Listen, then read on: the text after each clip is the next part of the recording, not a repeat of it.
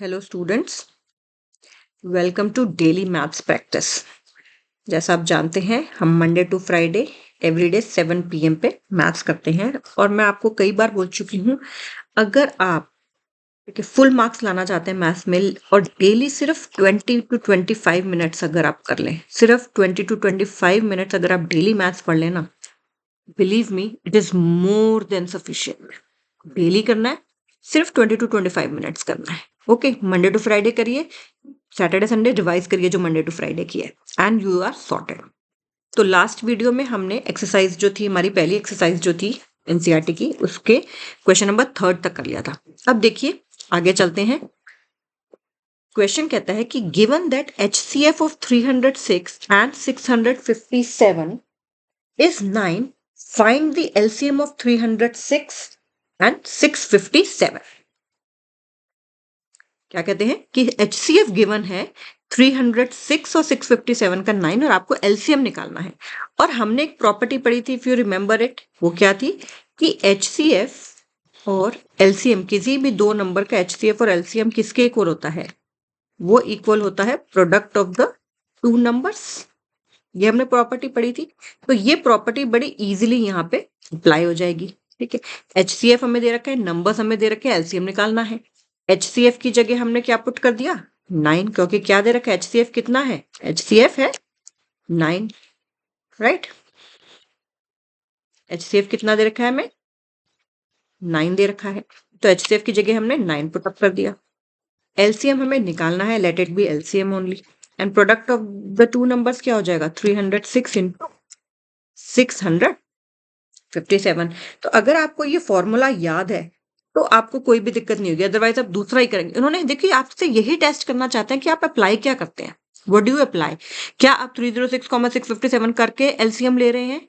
तो नहीं, उन्होंने HCF आपको दिया ही इसलिए because they want to test you कि आप ये वाली प्रॉपर्टी अप्लाई करते हैं कि नहीं करते हैं। That is the main thing. ठीक है, अब जस्ट अब ये क्या बन गई? अब ये लीनियर इक्वेशन बन गई है। LCM को यहीं पे छोड़ दीजिए, ये 9 इधर प्रोडक्ट में है, उधर जाके क्या हो जाएगा? डिवाइड हो जाएगा। उधर जाके क्या हो जाएगा? डिवाइड हो जाएगा। 9 का डिविजिबिलिटी टेस्ट क्या होता है कि सम ऑफ द डिजिट्स जो है वो 9, उनका जो सम ऑफ द डिजिट्स है वो 9 से डिविजिबल होनी चाहिए। तो पहले नंबर में देख लीजिए 3 + 6 9 है, तो यानी कि 9 से चला जाएगा। दूसरे में भी देख लेते हैं 6 + 5 11 + 7 18, ये भी 9 पे चला जाएगा। तो किसी एक नंबर को हम कट कर देते हैं और फिर प्रोडक्ट ले लेंगे। तो पहले वाले को कर देते हैं 9 1 9, ये क्या बन जाएगा? 9 3 27 और 3 बचा, 9 4 36। समझ आया क्या किया हमने? ध्यान से देखिए, 306 को 9 से, आप पहले तो 3C से भी कट कर सकते हैं, मैं डायरेक्टली 9 से करूँ। 9 1 9, 9 3 27, 3 बचा तो ये 36 हो गया, तो 9 4 36। अगर आप इसको 3 पे कट करना चाहें, पहले मान लीजिए कि आप इसको पहले 3 पे कट करना चाहते हैं, आप डायरेक्ट नहीं कट करना चाहते, तो क्या हो जाएगा? 306 अपॉन 9 है, 3 3 9, 3 10 this, 3 3 9, 3 4 12। ठीक है, एनी हाउ वो कितना आएगा? 34 ही आएगा। अब 34 को हम जो है वो मल्टीप्लाई कर लेते हैं, किससे? 34 आया था ये, और ये आ गया 657। 34 और 657 इसको मल्टीप्लाई कर लीजिए। तो कहाँ साइड में कर लेते हैं? Let us change the colour of pen. इसको हम मल्टीप्लाई कर लेते हैं। 657 इंटू 34, 4 7 द 28 का 8, 2 ऊपर कैरी, 5 4 द 20 और 2 22 का 2 ऊपर कैरी, 4 6 द 24 और 26, राइट। ऊपर का मैंने इसको हटा लिया ताकि हम नया कैरी कर सकें।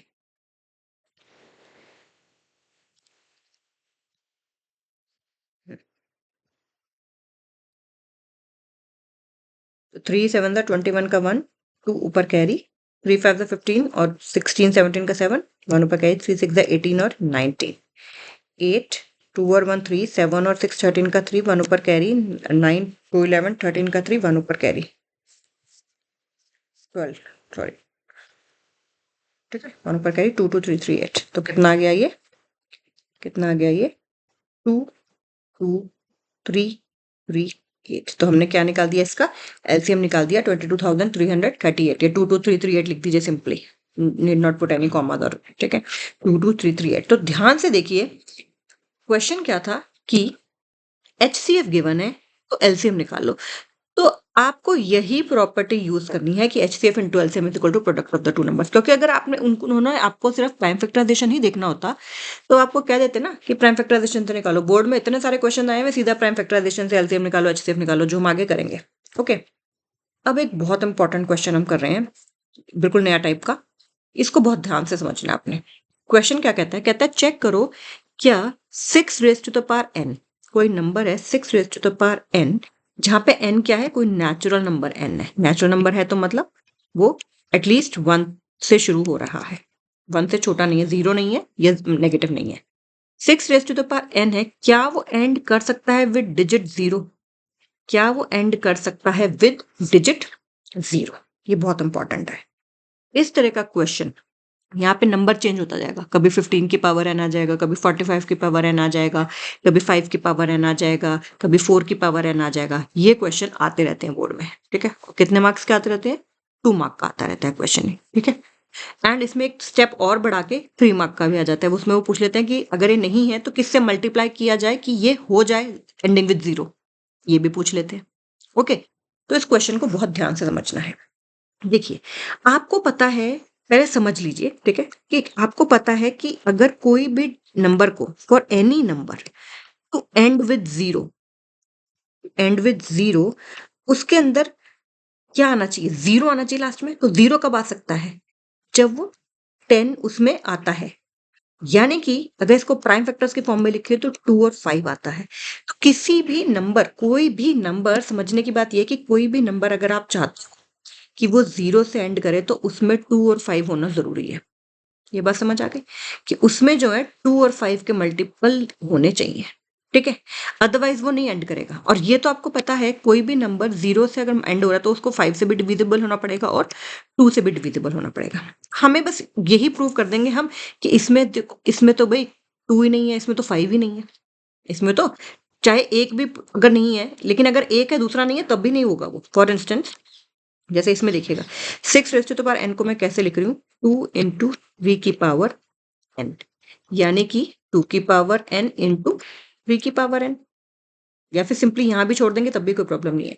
फिर हम क्या लिखेंगे? ठीक है, since 6 raise to the power n has prime factors, prime factors 2 and 3, ठीक है, एंड नॉट 5, ठीक है, क्योंकि 6 raise to the power n के प्राइम फैक्टर्स 2 एंड 3 हैं। 2 तो मिल गया हमें, 2 तो मिल गया, बट 5 नहीं है। देयरफॉर जो 6 raise to the power n है, जो 6 raise to the power n है, it can not end with 0।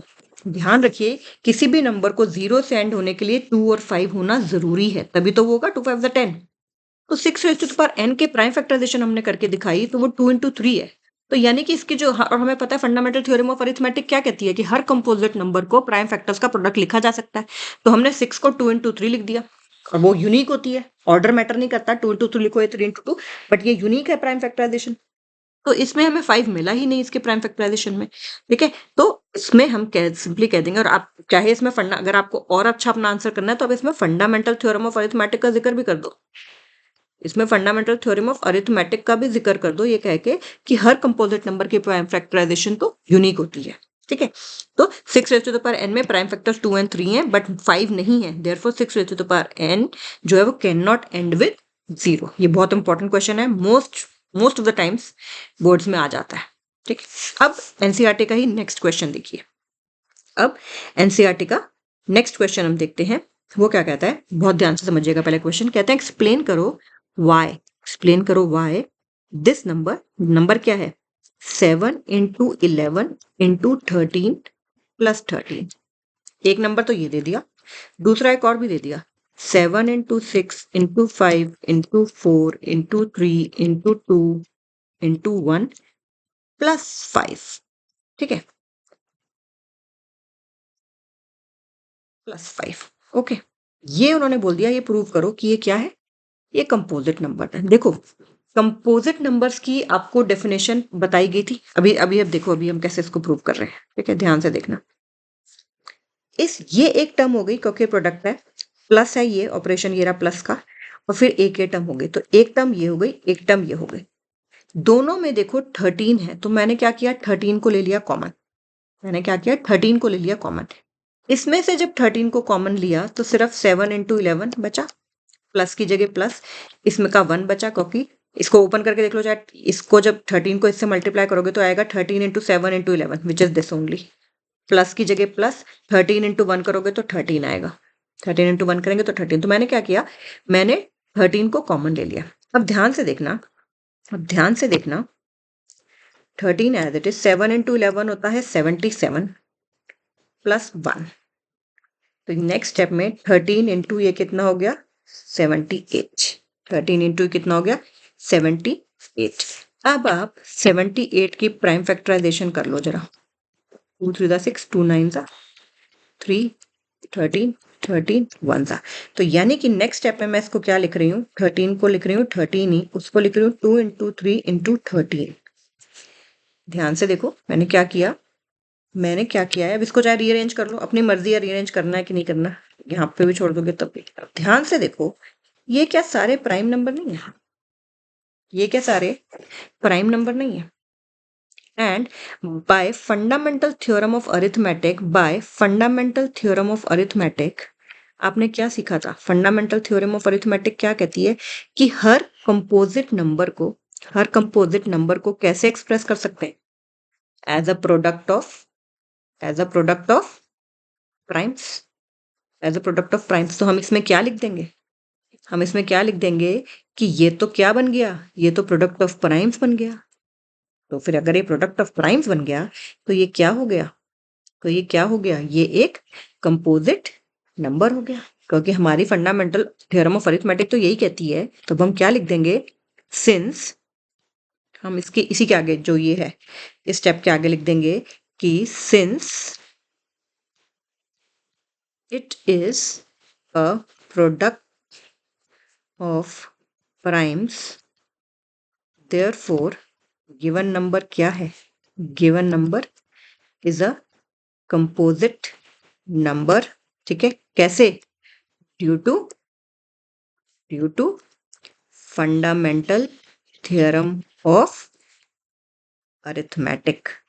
Frame reframe कर सकते हो सेंटेंस को, कैसे लिख सकते हो कि since it is the product of primes, therefore given number is a composite number, because as per fundamental theorem of arithmetic, every composite number can be expressed as a product of primes। तो हमने क्या किया, हमने simply ये किया कि हमने इस चीज को, हमने ये दिखा दिया कि ये प्रोडक्ट ऑफ प्राइम। ऐसे तो हमें नहीं समझ आ रहा क्योंकि ये तो प्लस है, प्रोडक्ट नहीं है ना यहाँ पे। तो हमने 13 कॉमन ले लिया पहले, अंदर बच गया 7 इंटू 11 प्लस 1, फिर अंदर इसको 7 इंटू 11 को 77 प्लस 1 लिखा, आ गया 78। इसकी प्राइम फैक्टराइजेशन करी तो वो ये आ गई।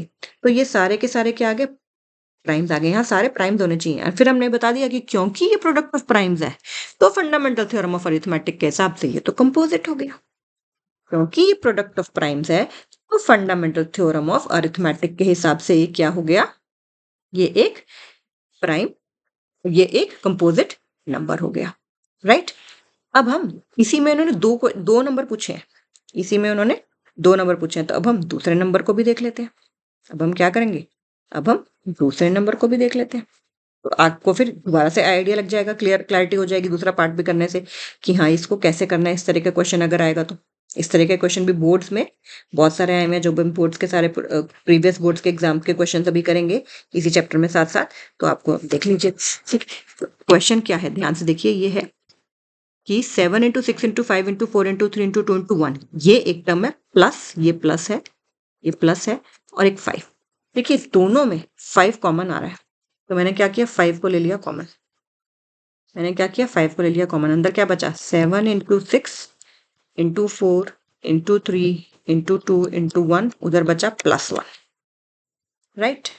इसको मल्टीप्लाई कर देते हैं, 7 6 42 इंटू 4 3 12 2 24, ठीक है, ये बचा प्लस 1। अब इसको मल्टीप्लाई कर लेते हैं, 42 को 24 से मल्टीप्लाई कर लेते हैं तो कितना आएगा देख लेते हैं। 42 into 24, 4 two the 8, 4 two the 16, 2 two the 4, 2 two the 8, 8, 6 4 10, तो ये आ गया 1008 प्लस 1। अब दोनों को प्लस कर देंगे तो कितना आ गया 1009। 1009 को अब हमें क्या करना है, प्राइम फैक्टराइजेशन से मल्टीप्लाई करना, इसकी प्राइम फैक्टराइजेशन करनी है। अब हमें इसकी क्या करने हैं, प्राइम फैक्टराइजेशन। तो अब हम इसकी प्राइम फैक्टराइजेशन कर लेते हैं, ब्लैक कलर से कर लेते हैं। 1009, देखो 3 पे नहीं जाएगा, क्यों? क्योंकि 3 का डिविजिबिलिटी टेस्ट क्या होता है, जो सम ऑफ द डिजिट्स हैं they should be divisible by 3। लेकिन इसमें 9 प्लस 1 अगर कर रहे हैं तो वो डिविजिबल बाय 3 नहीं हो रहा है। 5 से डिविजिबल नहीं होगा, 2 से तो है ही नहीं क्योंकि इवन नंबर नहीं है, 3 से भी नहीं हो रहा, 5 से नहीं होगा क्योंकि एंडिंग विद 0 एंड 5 नहीं है। अगला प्राइम नंबर होता है 7। अगर हम 7 पे ट्राई करें तो 7 1 द 7, कितना बचा 3, 7 4 द 28, 29 बचा, तो 7 से नहीं जाएगा, ये 7 से ये नहीं जाएगा। अगला प्राइम नंबर ट्राई कर लेते हैं, 11 का डिविजिबिलिटी टेस्ट करेंगे तो 1 और वो 9, 11 का डिविजिबिलिटी टेस्ट जो आपको पता है, ऑल्टरनेट डिजिट्स को सम देखना है और फिर उनको सब्ट्रैक्ट कर देना, जो दोनों सम आए हैं अगर वो 0 हो या 11 से डिविजिबल हो तो वो नंबर 11 से चला जाता है, तो ये 11 से भी नहीं जा रहा है। 11 के बाद अब क्या आ जाएगा, 13 आ जाएगा। 13 7 द 91, 99 नहीं जाएगा, 13 पे भी ये नहीं जाएगा। तो अगला नंबर ट्राई कर लेते हैं हम। अगला नंबर हो जाएगा हमारा 17, ठीक है, 17 पे ट्राई कर लेते हैं इसको। तो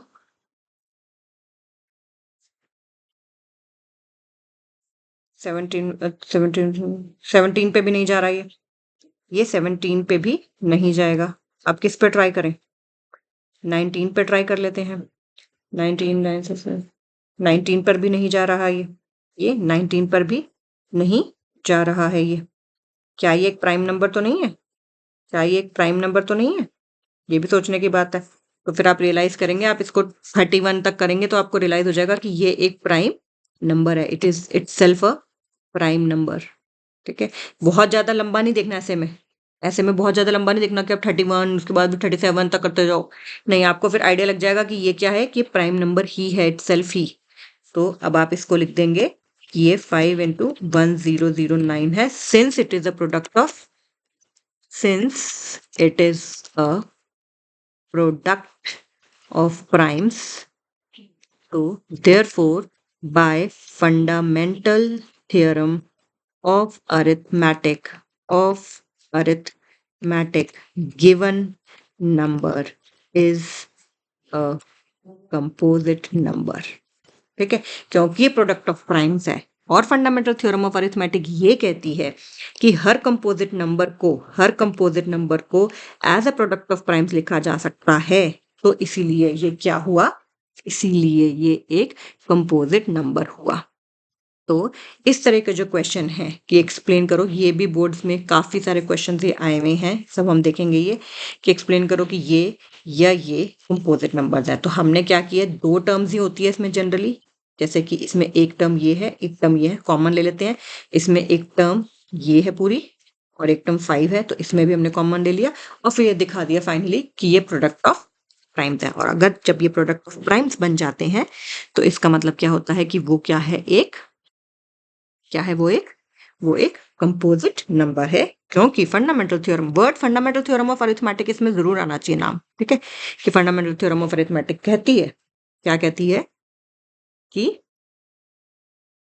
हर कंपोजिट नंबर को क्या लिखा जा सकता है, as a product of primes लिखा जा सकता है। ओके, अब देखिए एनसीईआरटी का क्वेश्चन एक और है, इसको भी हम कर लेते हैं, इसको भी हम कर लेते हैं। क्या कह रहे हैं, देखिए मैंने आपको बताया था, if you remember, let me just take you to the, देखिए I take you to the सबसे पहली क्लास में जो मैंने आपको बताई थी बात,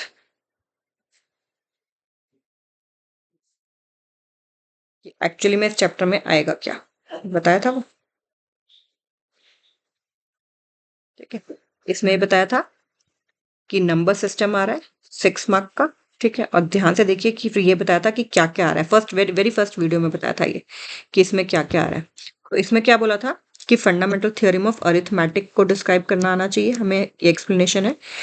अंडरस्टैंडिंग हो जाए नंबर्स की including the set of real numbers and it properties, इसके हम बात कर चुके हैं। फिर अंडरस्टैंडिंग हो जाए पावर्स की, एक्सपोनेंट्स की, और फंडामेंटल थ्योरम ऑफ अरिथमेटिक को आपको अप्लाई करना आए रियल लाइफ कॉन्टेक्स्ट में, ठीक है। एंड इसमें है क्या क्या, इसमें एक फंडामेंटल थ्योरम ऑफ अरिथमेटिक है जो हम कर चुके हैं। अब statements after reviewing work done earlier and after illustrating and motivating through examples, अब हम ये जो स्टेटमेंट समझे ना ये भी करेंगे, ठीक है। ये एनसीईआरटी में एक ही सम ऐसा दिया हुआ है, लेकिन बहुत सारे क्वेश्चन ये बोर्ड्स में आए हुए हैं, वो सब हम करेंगे। इर्रेशनल नंबर्स पे जाने से पहले हम जितना अभी तक हमने किया हम इसको पहले अच्छे से एकदम क्या कर लेंगे, समझ लेंगे, ताकि हमें आगे वाले जो चीजें हैं वो हमें समझ आए, ठीक है। तो ये एनसीईआरटी में से ही मैंने लिया है। क्या कहता है, ध्यान से समझिए। कहते हैं कि एक सर्कुलर पाथ है एक स्पोर्ट्स फील्ड के अराउंड, एक सर्कुलर पाथ है around a sports field. Sonia takes 18 minutes to drive around 1 round on the field. तो सोनिया जब मान लो ये स्टार्टिंग पॉइंट है, तो यहाँ राउंड कब खत्म होगा, जब यहीं पे वापस आ जाएगी, ठीक है। तो सोनिया को 18 मिनट्स लग रहे हैं एक राउंड कंप्लीट करने में, जबकि रवि को 12 मिनट्स लग रहे हैं एक राउंड कंप्लीट करने में। And suppose they both start at the same point and at the same time, दोनों ने इसी पॉइंट से स्टार्ट किया है और सेम डायरेक्शन में, ऐसा नहीं कि एक इधर गया और एक उधर गया, ऐसा नहीं, सेम डायरेक्शन में दोनों ने स्टार्ट किया है। तो कितने मिनट्स के बाद वो स्टार्टिंग पॉइंट पे मिलेंगे, ये आपको बड़े इजीली समझ आ रहा होगा। देखो ये है सर्कल, ये स्टार्टिंग पॉइंट है। सोनिया यहाँ पे पहले कब आई, एक उसने राउंड खत्म किया कितने मिनट्स पे, 18 पे। फिर दोबारा 18 मिनट्स लगेंगे, यानी कि 36 मिनट्स पे आ जाएगी वो। फिर दोबारा एक और राउंड लगाएगी तो कितने हो जाएगा, 54। और रवि पहला उसने यहाँ से शुरू किया, पहला राउंड उसने कितने पे लगाया, 12 पे खत्म किया, दूसरा कितने पे, 24 पे, और तीसरा कितने पे, 36 पे। तो देखो 36 कॉमन आ रहा है, तो 36 मिनट ही उसका तीसरा राउंड होगा, उसका दूसरा राउंड होगा, सोनिया को दूसरा राउंड होगा, उसका तीसरा राउंड हो रहा होगा। तो वहां पे वो हमें पता चल रहा है मिल जाएंगे। लेकिन अब इसको हमें, क्योंकि स्टेटमेंट सम है, तो हमें इसको स्टेटमेंट सम की तरह ही इसको करना होगा, ओके। तो हम, वेयर इज द इरेजर, अब हम इसको स्टेटमेंट सम्स की तरह ही इसको हमें करना होगा। तो हम कैसे करेंगे, हम इसमें बताएंगे कि we need to find the LCM, we need to find the LCM, okay. 18 है और 26 है। अब आप इसको स्टेटमेंट सम की तरह लिखना चाहें तो वैसे भी लिख सकते हैं, want to write it as a statement sum, तो आप इसको एज अ स्टेटमेंट सम भी लिख सकते हैं। कैसे कि टाइम टेकन बाय सोनिया, या टाइम टेकन बाय सोनिया ही कर देते हैं।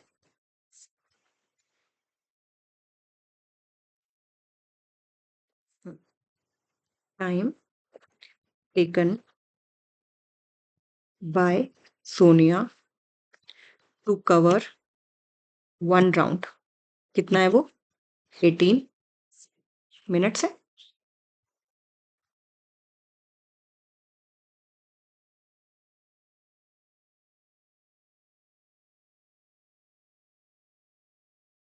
System is running slow today, minutes मान लेते हैं, ठीक है। अभी ये स्क्रीन ऊपर नहीं हो रही है, 18 minutes. And time taken by Ravi to complete 1 round कितना है, 12 मिनट्स, ठीक है। In order to find the time, ठीक है, in order to find, simply when they meet again, in order to find the time, in order to find the required, okay, time, we need to find the LCM, we need to find the LCM। तो आपको पता है LCM लेना, आपको तो आता है, LCM लेना तो आपको आता है। कैसे लेते हैं, 18 और 12 का LCM इकट्ठे ले लीजिए, 2 9 सा, 2 6 सा, 3 पे कर लेते हैं, 3 3 सा, 3 2 सा, 3 1 सा, 2 सा, एंड 2 1 सा। तो एलसीएम कितना आ गया, 2 इंटू 2 इंटू, ठीक है, 2 3 6 टू द 18 टू द 36, जैसे मैंने आपको राउंड बना के भी दिखाया था। तो यानी कि दैट मीन्स